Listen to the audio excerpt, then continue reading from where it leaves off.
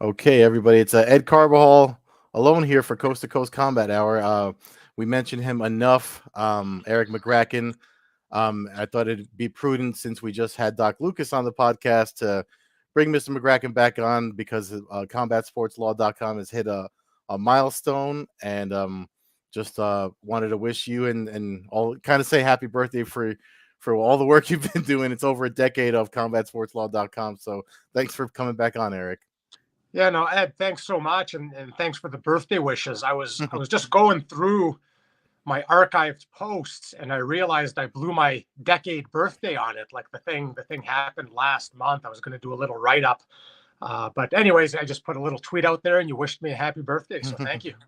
Yeah. I mean, it's definitely worth noting again, like people that have listened to this podcast, and I mentioned it enough that I've got Matt all following you, who co-hosts the podcast with me and following the website and stuff. And interestingly enough, the thing that you roped him in the most with, that he's mentioned it a few times.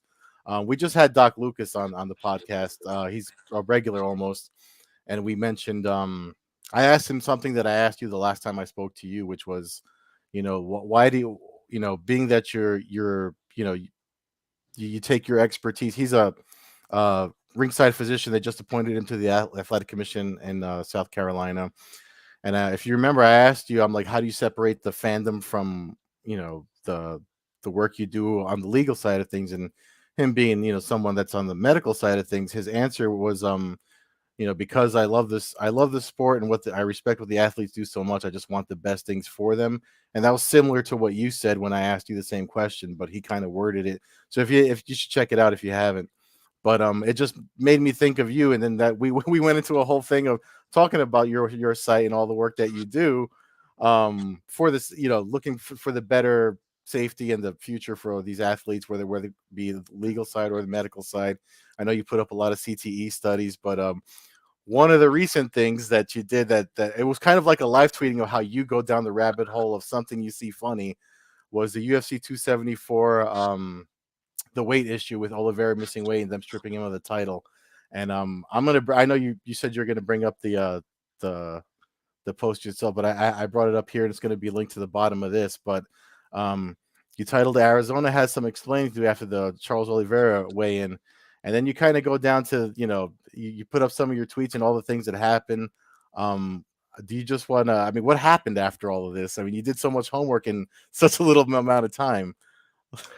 Yeah, no, you're right. I do basically live tweet it, right? Like it gets on my radar, and I'm like, all right, this looks a little weird. Let me look at it. Oh shit, look what I found. And then it just builds, and I say, all right, let me do a more formal write up of this. Yeah. And the short of it is, I don't think Arizona's done any explaining. They basically violated their statute. Their statute says the weigh-in has to happen no more than 24 hours before the fight. Now, in recent years, right, you follow this stuff. The UFC's gone to earlier weigh-ins, and that's for health and safety reasons. But this is just like the unified rules. The laws on the books don't always match what the UFC wants to do. And sometimes you get promoters or not promoters, you get athletic commissions turning a blind eye to what the rules actually say. And I think that's what happened in Arizona. The UFC wanted an early weigh-in, so they did the early weigh-in, but their legislation says the weigh-in has to be 24 hours before the bout. So if Charles missed weight, and I know there's all that talk about the scale maybe not being calibrated right. I don't know anything about that. My point was really simple. If Charles missed weight, he missed weight at a time that his weight was legally irrelevant. It just didn't matter what he weighed 27 hours before the bout, because their law says the weigh-in's 24 hours up to 3 hours before the bout. Nobody made weight because the commission didn't weigh anybody. And I think it's a mess. But I don't think he's done anything about it. I don't think he wants to do anything about it. Fighters don't want to make waves about stuff like this. So, it's maybe, it got some people's attention on social media, but I think it's one of those stories that comes and goes and nothing changes. But I thought, and I still do think, if he took the commission before the courts in Arizona, he'd have a very good chance of the court saying he never missed weight, which means he shouldn't have lost his title on the scales. And I don't know what kind of a financial difference that makes, but I imagine hundreds of thousands of dollars for him. So that seems like a fight worth having as far as I'm concerned. And then the more practical side of me kicks in, which says, you know what? Everybody gets embarrassed if he does that. I would think the best case scenario for everybody is just a little quiet deal where, fine, you lost your strap, the commission doesn't look bad, the UFC doesn't look bad, but just pay the guy quietly his championship purse, right? For his next bout, pay him as if he's still the champ. What I'm hoping is quietly that's what's happened behind the scenes, but I don't have any firsthand knowledge of it. But I'm an optimist, so I'd like to hope for the best for the guy, because don't want to see him lose a bunch of money if the commission didn't do their job right. And from based on what you wrote and what you just said, it was pretty much because of the time that they started the time it happened is or was the issue, right? Yeah, like that. They've got a regulation that says the commission has all sorts of discretion about the weigh-in in terms of the place and the time, but it says it has to follow their statute. And then if you look at the statute gives a very firm timeline. Like let me pull it up. It says, I got to scroll down here.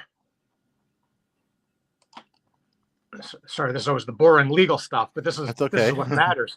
Yeah, this is their statute, which trumps the regulation, what gives them discretion. It says weigh-ins for all contests shall not be more than 24 hours before the scheduled time of the event or less than 3 hours. So there's no wiggle room there. The event started 5:30 Eastern time, or 2:30 Eastern time, but Charles missed weight at 12:30 Eastern time. So the guy missed weight, at least 2 hours from the earliest the weigh-in should have happened. And I just don't see the commission having the discretion to have the weigh-in that early. And I don't think they've ever explained themselves. I don't think they put out any kind of a statement talking about the timing. I think they put out a statement talking about the calibration of the scales, basically saying, oh, we don't know anything about the UFC scale and how it's calibrated. That's on them. But they didn't address this issue, which, as far as I'm concerned, this is the real issue. But the popular narrative started focusing on the calibration of the scales, which I think is really a distraction. It's just a way to get everybody to move on from this topic. Yeah, and it's funny that you're saying that like everyone they just kind of want to move past it, move on to the next event and next pay-per-view, blah blah blah. But it keeps coming up, and even Dustin Poirier recently, he's talking about maybe they should move to using digital scales. I mean, do you think the type of scale that they use matters more than everything else you just mentioned? Like, do you think this will change anything? Yeah, I'll tell you what I think matters the most, and this goes for any fighter on the pay, show win pay system where and gets penalized for missing weight 20-30%, whatever it is. But particularly for champions, like you have a guy like Charles who's getting pay-per-view or whatever extra perks as the champion when defending, and when that's lost, now the guy's losing all that extra money. Another lawyer was talking about this, and I agree with him totally. He says, look, when I represent a world title fighter, I approach the commission myself the week before, and I basically say, hey, where's the official scale? Let's get a dummy scale calibrated the same. You guys work with us. We want to make sure there's no mischief, that my guy, when he makes weight behind the scenes, he knows he's going to make weight on the official scale. And I think fighters or fighters managers, especially if you're the champion with hundreds of thousands on the line, whether it's a digital scale, whether it's not a digital scale, make sure, do your homework, or have your team and your managers do their homework to make sure that other scale matches the official scale. You don't want to take chances with these kind of peak career earnings. So like everybody could learn something in hindsight from this mishap. Yeah. No, I mean, it's definitely that's a really good point that I'm wondering if because I know that came up, like multiple scales being used, and got there's fighters that travel with their own scale just because they like to monitor their own weight and stuff like that, and you never know which one is the most correct, or the one that's supposed to be correct is the one that's official for everything. So I think that just leaves more room for confusion if too many scales are involved, or more than two, I guess. But yeah, like ultimately only one scale matters, right? Which is the commission scale on the day of the weigh-in. But if you're using something else to check, make sure they match up identically. Otherwise, you're gambling, and you don't want to gamble with those kinds of earnings. And did you? I mean, I know you said you already said like nothing really happened, as we everyone kind of just wants to move past it. But I feel like when you were live tweeting your findings and as you were writing your post, like it seemed like you were getting more attention than other stuff that you post and share. I was just wondering, I mean, between then and now, did you get any like other fighters or managers reaching out to you? I mean, you don't have to say who. I'm just like in general, like, did it just seem to be like, hey, you got a point there, and other like, did any media outlets or anyone reach out to you? Yeah, I think the best way I'll answer that is nobody reached out to me that persuaded me I didn't have a point, right? Mm. I did talk to quite a few people. I don't want to name names Yeah. of who chatted with me, but I dug around. I even reached out to an Arizona attorney. I practice up in Canada, as you know, Mm-hmm. so I just said, okay, before I'm talking out of school, let me double check this stuff with an Arizona lawyer. And he's like, nah, you're spot on. That's the current law. It says what it says. So I just don't see how my sort of quick breakdown of it is wrong. But I reached out to a handful of folks saying, take a look at this and tell me if I've got it wrong.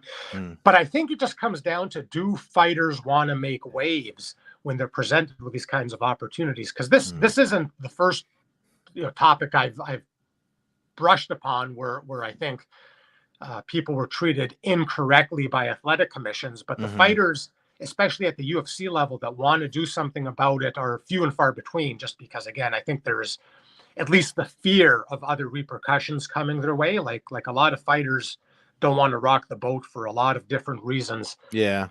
in their career. But you're right, this one caught a lot of attention, more so than a lot. I don't know why. Just you got a guy, first time I think in UFC history that a champ lost their strap on the scales. I mean, Yeah. people like DC probably should have, but he got away with it. But I think just because of the fact that it was a title fight and he lost Mm. the strap, maybe that's what got it on a lot of people's radars. Because people normally don't care about a lawyer talking about regulations. It's not the sexiest topic in the sport.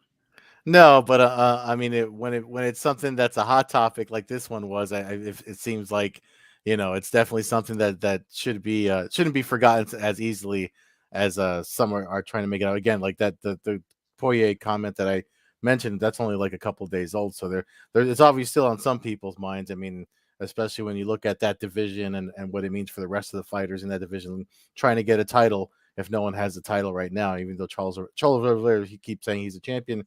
I mean, and based on everything that happened, it's hard not to agree with him when you look at it now versus, that weekend. Yeah, no, I agree, and I think everybody considers him the champion. My only point is, I hope he's still getting paid like the Mm-hmm. champion. That's really what it all boils down to. I'm sure the guy does it for the glory and fame, and whatever else drives him. But the guy also does it for the money. So hopefully he's Yeah. being looked after on that end. Yeah. I mean, I hope so too. I have a feeling he is. Otherwise, we would hear from him, right? And we're not really hearing from him. So, I mean, that's Yeah, all speculation. But yeah. Who knows? But yeah, fingers crossed, right? yeah. But listen, I made this little banner just because it's 10 plus years combat sports law.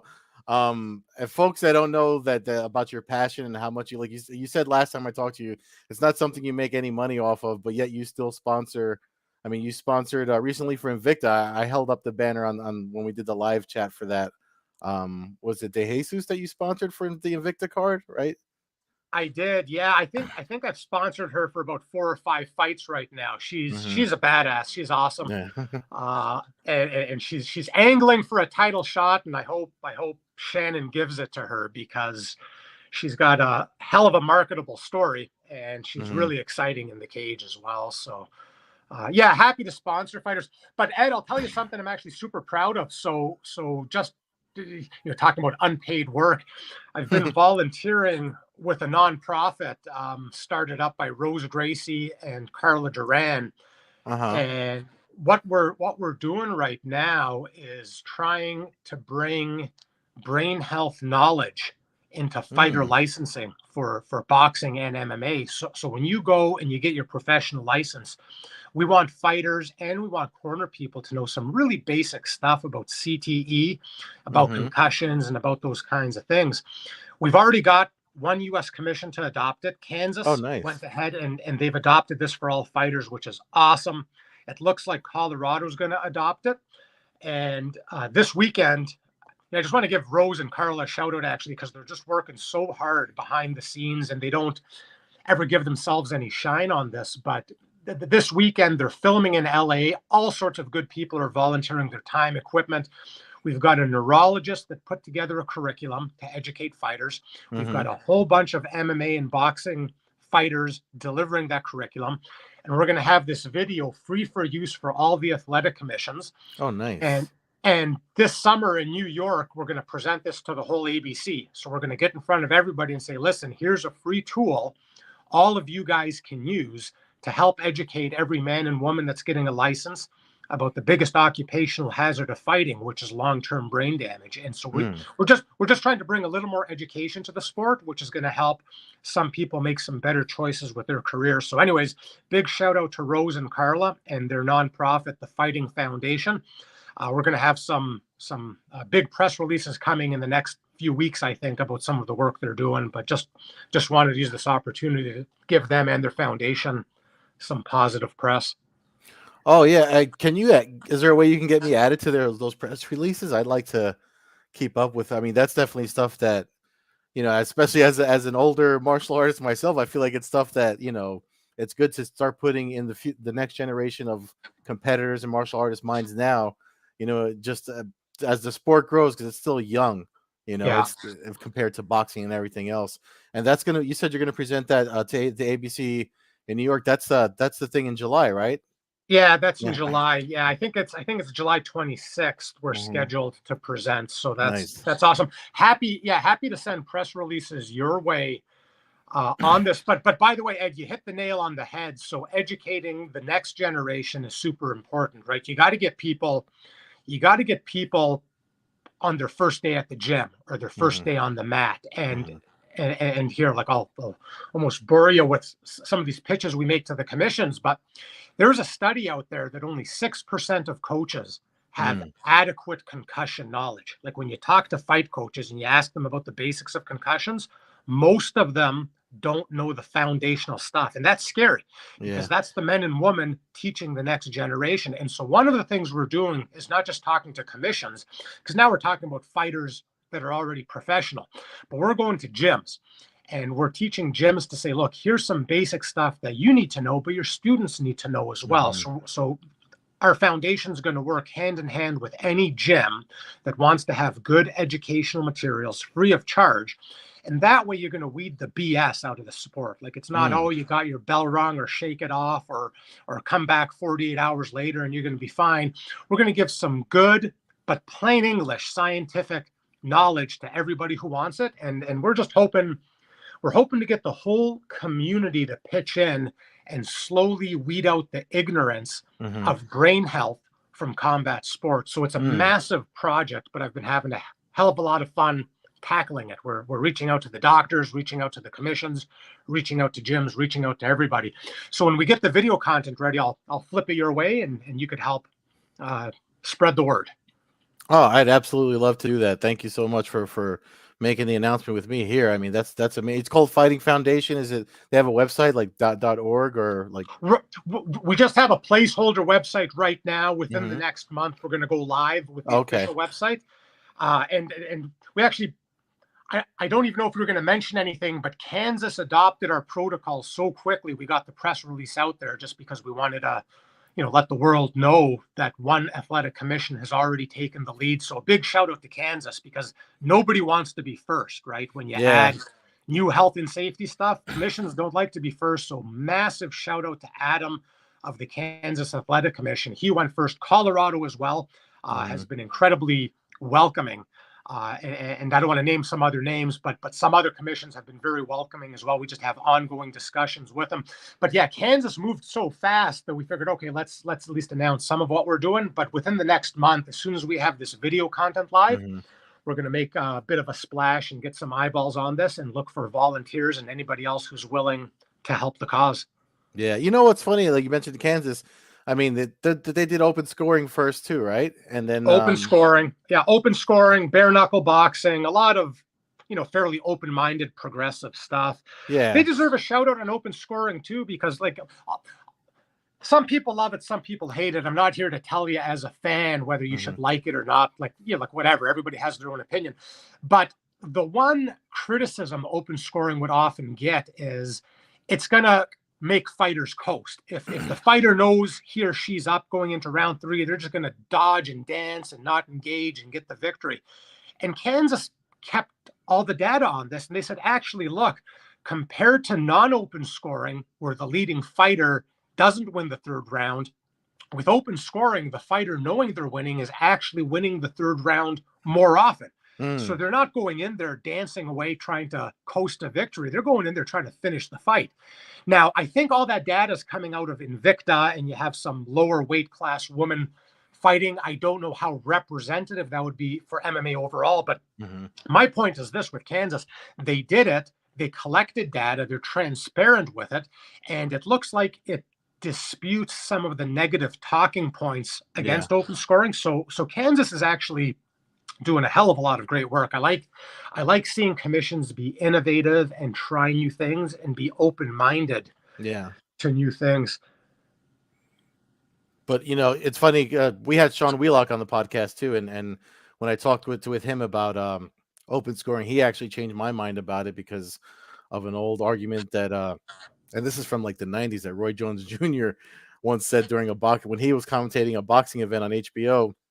And he was like, I don't want to see that. I don't want that distracting me. But like you just said, he kind of said something similar. It seems to motivate the fighters to say, I'm winning. I want to stay winning.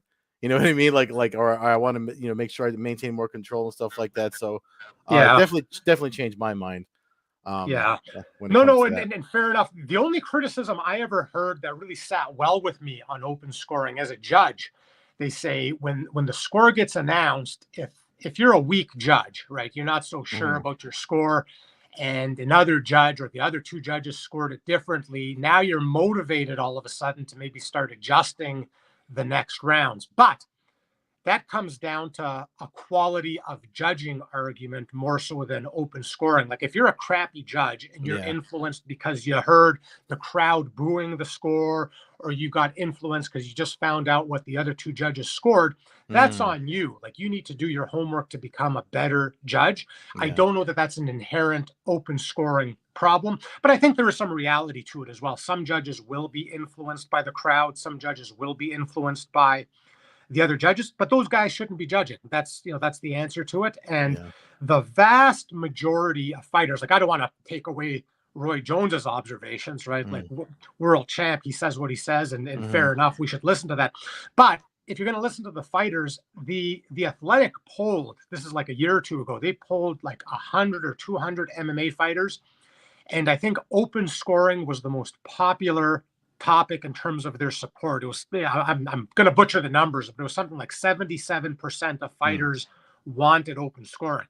So if the fighters are saying it's a good thing, I think commissions should listen to it, and hopefully more commissions do what Kansas did. And I don't even think they make it mandatory. They just say, hey, it's an option for the promoter. So if the promoter wants it, you could use it. And if you don't want it, we don't care, but just be flexible on it. So anyways, just, countless shout outs to Kansas for doing good work for combat sports. Yeah. I mean, it's a wonder why more events aren't, held there, or at least more big events that folks can see aren't held there. Cause then that would just get the exposure out there for all the, all the innovative stuff that they've already, jumped into. Like you said, I mean, they're doing stuff first. So, hey, listen, I really do appreciate the time, and I'm glad you told me. So it's Fighting Foundation website coming soon. But outside of that, and your website, CombatSportsLaw.com, just bringing up the banner again so folks know, and I'll have the link again attached to everything. But I mean, for folks is just to stay informed on when they want to separate themselves from the Just Bleed fan, you know what I mean, for all the stuff that we like to get into, but still maintain your fandom. What else do you recommend that folks follow besides yourself and CombatSportsLaw.com? Oh, geez. I follow so much stuff. I wish I could sort of say, here's the one thing I love these days. But, oh, man, I don't know. Follow Ed Carbajal.